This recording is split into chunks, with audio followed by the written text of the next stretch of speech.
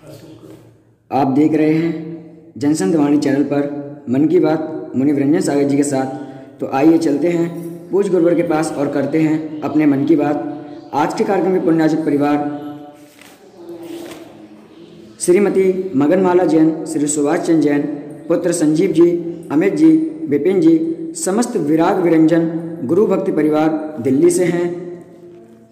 आज के कार्यक्रम के प्रारंभ करते हुए पूज्य मुनि श्री के चरणों में बारंबार नमोस्तु करते हैं। नमोस्तु। आज का पहला प्रश्न प्रफुल्ल जैन, उज्जैन मध्य प्रदेश से है। इनका प्रश्न है, लज्जा का आकर्षण सौंदर्य के आकर्षण से अधिक क्यों होता है? ओम शांति। लज्जा का आकर्षण सौंदर्य से आकर्षण अधिक होता है। लज्जा एक व्यक्ति का सम्मान है और व्यक्ति के अंदर यदि लज्जा नहीं है तो उसकी सुंदरता उसके नहीं आती। जिस प्रकार की कहा जाता है कि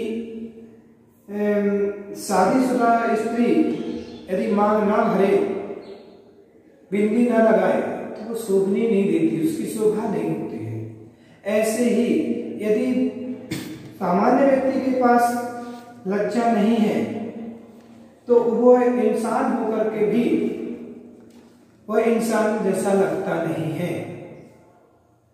इसलिए इंसान के पास, मानव के पास एक लज्जा होती है, शर्म होती है और गलत कार्यों में इसको स्वीकार किया जाता है। अच्छे कार्यों में लज्जा नहीं आता है, अच्छे कार्य में उसको शर्म नहीं आती है, लेकिन बुरे काम करने में उसको लज्जा आना चाहिए कि मैं बुरा काम कर रहा हूं। और यदि किसी व्यक्ति को बुरा कर रहा है तो लज्जा नहीं आ रही तो उसको कहते हैं बेशर्म। जिसे कहते हैं ये बेशर्म हो गया है, तो ऐसे ही वो बेशर्म हो गया, उसको कोई शर्म नहीं है और वो लज्जा नहीं है और सबके सामने किसी के जैसे पागल व्यक्ति होता है, पागल व्यक्ति के पास कोई प्रकार की लज्जा नहीं है, किसी प्रकार की शर्म नहीं है। वो कभी भी हंसने लगता है, कभी भी किसी के सामने कुछ भी करने लगता है, कभी कपड़े उतार देता है। ऐसे ही जिस व्यक्ति के पास लज्जा नहीं है, शर्म नहीं है, वो सब ऐसे ही पागल जैसे काम करता है और जिसको मूर्ख व्यक्ति कहा जाता है। अगला प्रश्न खुशी जैन, करतार नगर दिल्ली से है। इनका प्रश्न है, अपने क्षुद्र स्वार्थ के कारण यहाँ हर आदमी दूसरों के ठगता क्यों है और दूसरों के द्वारा ठगा क्यों जाता है? हर व्यक्ति अपने स्वार्थ के कारण दूसरे को ठगता है। ये निश्चित है क्योंकि संसार ही स्वार्थ है, संसार स्वार्थ का है। बिना स्वार्थ के संसार नहीं चलता है और व्यक्ति के अंदर हर कार्य में, हर चीज में स्वार्थपना है। इसलिए स्वार्थ में व्यक्ति ठगा जाता है। जब जब व्यक्ति अपने स्वार्थ से करता है, चाहे वो धर्म में हो चाहे अधर्म में हो, दोनों जगह वो अपने स्वार्थ की सिद्धि करता है और उसमें ठगा जाता है। स्वार्थी व्यक्ति सामने वाले को ठग लिया करते हैं। कभी कभी देखा जाता है, ऐसे लोग भी देखे गए जो ब्रह्मचारी बन करके, ब्रह्मचारी का भेष बना करके और जिन मंदिर में आ गए, समाज के बीच में अभिषेक करने लगे और कैसे लोगों को ठग लेते हैं लोग स्वार्थ के वशीभूत होकर के कि यहाँ पर अभिषेक कर रहे हैं। उन्होंने सोने का कलश देखा और अवसर पाकर के उन्होंने धोती के अंदर डाल दिया और धीरे से निकल गए। जब पुजारियों ने देखा कि एक कलश कम है सोने का, संदेह उत्पन्न हुआ कि यहाँ तो नया व्यक्ति कोई आया नहीं। एक भैया जी थे, उनको संदेह हुआ, तुरंत पीछा किया, पकड़ा उनको, देखा तो सोने का कलश। तो धर्म में भी उन्हें ठग लिया। ऐसे लोग भी होते हैं जो अपने स्वार्थ के लिए, वो ये नहीं देखते कि ये जन मंदिर है, कि ये गुरु का द्वार है, वहां पर भी उनको ठगते ही रहते हैं। इसलिए स्वार्थी लोग दूसरों को ठगते रहते हैं। इसी क्रम में अगला प्रश्न पंडित संदीप जैन खारगांव महाराष्ट्र से है। इनका प्रश्न है, नेक नियत की कमाई से भोजन करने वालों का आरोग्य, आयु, वृद्धि और पुण्य कैसा होता है? नेक नियत की कमाई, उसकी आरोग्य भी स्वस्थ होता है, कमाई भी अच्छी होती है, यश भी उसका होता है और शरीर की निरोगी काया भी उसको प्राप्त होती है। जो व्यक्ति सच्ची नियत से पैसा कमाता है, जिसका सत्य पर विश्वास है, जो सत्य की बात को ग्रहण करता है, सत्य बोलता है, तो उस नियत उसकी अच्छी है। तो उस नियत से बोलते ना, साधु के लिए भी आहार जो कराया जाता है वो न्याय नीति से कमाया हुआ पैसे का ही आहार कराया जाता है। यदि अनीति से पैसा कमाया है और आहार करा रहे हैं तो उन मुनिराजों के विचार भी अनीति जैसे हो जाते हैं। इसलिए न्याय से जो कमाता है तो उसकी बुद्धि भी अच्छी होती है, स्वास्थ्य भी अच्छा होता है, शरीर भी अच्छा रहता है और उसके दिमाग भी अच्छा चलता है।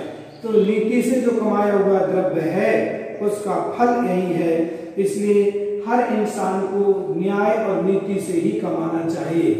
जो अनीतियों से कमा रहे हैं, यही कारण है कि आज लोगों के अंदर ईर्ष्या भाव है, लोगों के अंदर बेमनस्ता भाव है, लोगों के अंदर कसाय भाव है। क्यों? क्योंकि आज अनीति का पैसा अधिक कमाया है। अनीति से पैसा कमा रहा है तो जैसा खाओ अन्न वैसा हो मन, जैसा अन्न खाते हैं वैसा मन होता है। तो जैसे हम पैसे कमा करके ला रहे हैं वैसे हमारे मन की बुद्धि होती जा रही है। इसलिए न्याय नीति से ही कमाना चाहिए। अगला प्रश्न श्रीमती मधु जैन ललितपुर उत्तर प्रदेश से है। इनका प्रश्न है, कहते हैं कि पहले घर में दिया जलाकर फिर मंदिर में दिया जलाना चाहिए। घर में सुख और शांति की हरियाली हो तो बाहर हर जगह सुख मिलता है, क्या यह सत्य है? बिल्कुल सत्य है कि पहले स्वयं में ही सुख की खोज करें, फिर पर में सुख की खोज करें। पहले घर को स्वर्ग बनाए, फिर दुनिया को स्वर्ग बनाए। आज इंसान दूसरे को स्वर्ग बनाने की भावना बनाता है, दूसरे के घर को स्वर्ग बनाना चाहता है, लेकिन स्वयं का घर नरक बना हुआ है। स्वयं के घर में नरक जैसी क्रियाएं चल रही हैं, नारकी जैसा काम चल रहा है। पहले अपने घर का दीपक जलाना चाहिए और जो अपने घर में उजाला कर लेता है वो दुनिया में उजाला कर लेता है। मतलब जो अपने ज्ञान को, सम्यक ज्ञान को ग्रहण कर लेता है, एक जलता हुआ दीपक हजारों बुझे हुए दीपक को जला देता है, लेकिन हजार बुझे हुए दीपक एक भी दीपक को जला नहीं सकता है।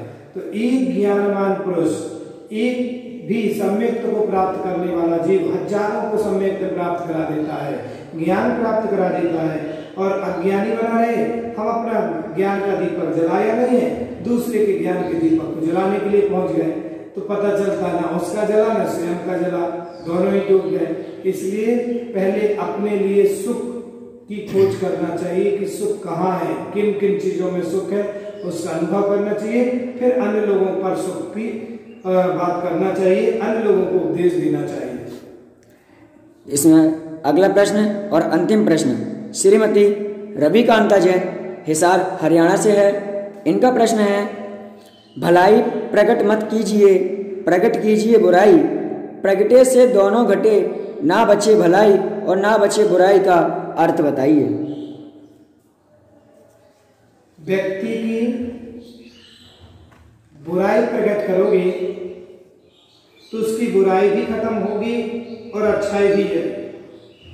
व्यक्ति के जीवन में कहते पर की निंदा करना सरल है, लेकिन निज की निंदा करना बहुत कठिन है। पहले स्वयं की निंदा करना चाहिए और अपनी बुराई प्रकट करना चाहिए और फिर दूसरे सामने वाले की भी बुराई उसको प्रकट करें। तो दोनों की बुराई को निकाल करके नाश किया जा सकता है। अब दूसरे की बुराई तो करने बैठ जाते हैं, लेकिन अपने अंदर अवगुणों को देखते नहीं हैं। हमारे अंदर भी तो वो अवगुण हैं, उन अवगुणों को यदि हम निकालेंगे तभी तो दूसरे वाले को सद्गुणों को ग्रहण करा पाएंगे। दूसरे की निंदा करता है व्यक्ति, अपनी निंदा करता नहीं है, अपनी बुराई देखता नहीं, अपने अंदर की कमियां देखता नहीं।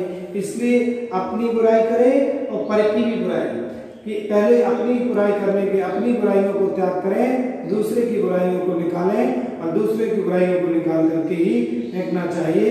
इस मुहावरे का यही अर्थ है कि पहले हम अपनी बुराई निकालें, फिर दूसरे की बुराई निकालने का प्रयास करें और दूसरे की बुराई निकाल करके दोनों के अंदर सद्गुण धारण करना चाहिए, सद्गुण दोनों के अंदर आना चाहिए। इस प्रकार से आप सभी भक्तों के लिए मेरा मंगल आशीर्वाद है। ओम शांति।